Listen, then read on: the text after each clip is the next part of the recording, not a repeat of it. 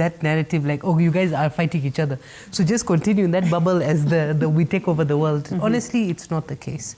And let's imagine for this conversation that there's 1 ounce of reality to it and it actually is true. Aren't you tired of hearing it? Like in 2025, we're saying we're not being held back by these things anymore. I've grown up hearing that narrative, but then it's in contrast with what is happening, because every time you talk to, here only, that lady talked about Millie Odhiambo helping her, that's a woman. We all have stories about women help, you know, she's speaking about how she was helped by women and how she helped women. If you're saying women are your worst enemies, what about the mother who raised you and opened doors for you?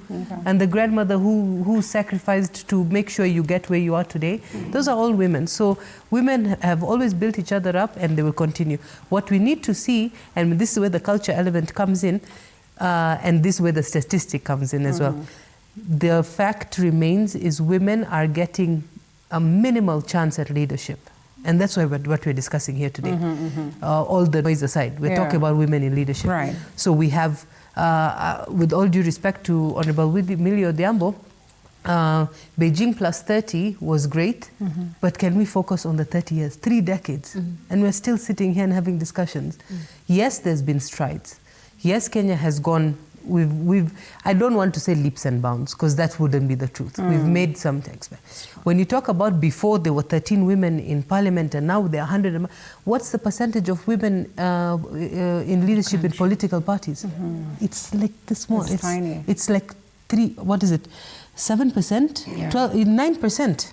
Do they cause this lagging behind? Because then the question tonight is, do you suppose the leaders, the women leaders that we are aware of are doing, you know, something that is significant enough to open doors for other women without much of struggle? Because you will hear them say, oh, they are flower girls, oh, are women representatives, we can't feel you on ground, and all that kind of thing. I'd like to go back to what you were saying to answer that question.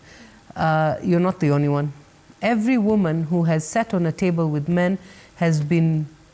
I know a lady who was told, because she was sitting like this, and they was staring at her breasts, and she was told, well, anything on the table is part of the discussion today, because her boobs were on the table. Right.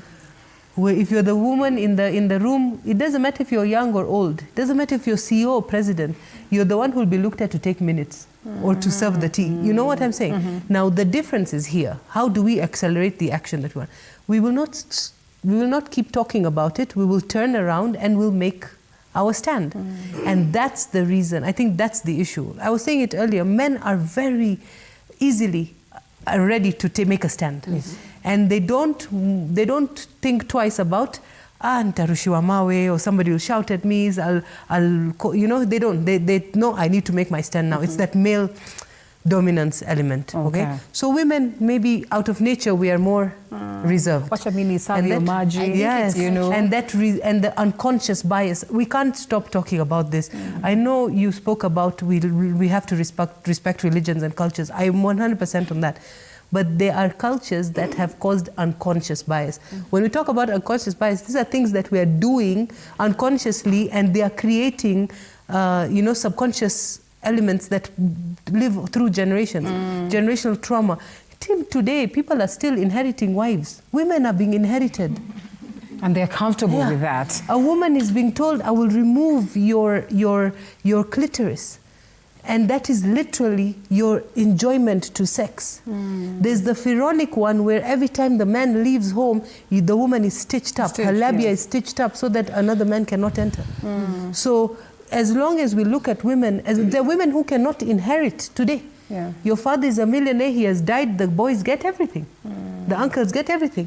So when we talk about cultural setbacks, these are all of them. Right. Now, women, what are we doing? There are very few women who are taking up the discussion and pushing back. We'll be coming to that. Yes, we'll be coming to that. I'll allow Liz for a minute or two before she takes us for a break.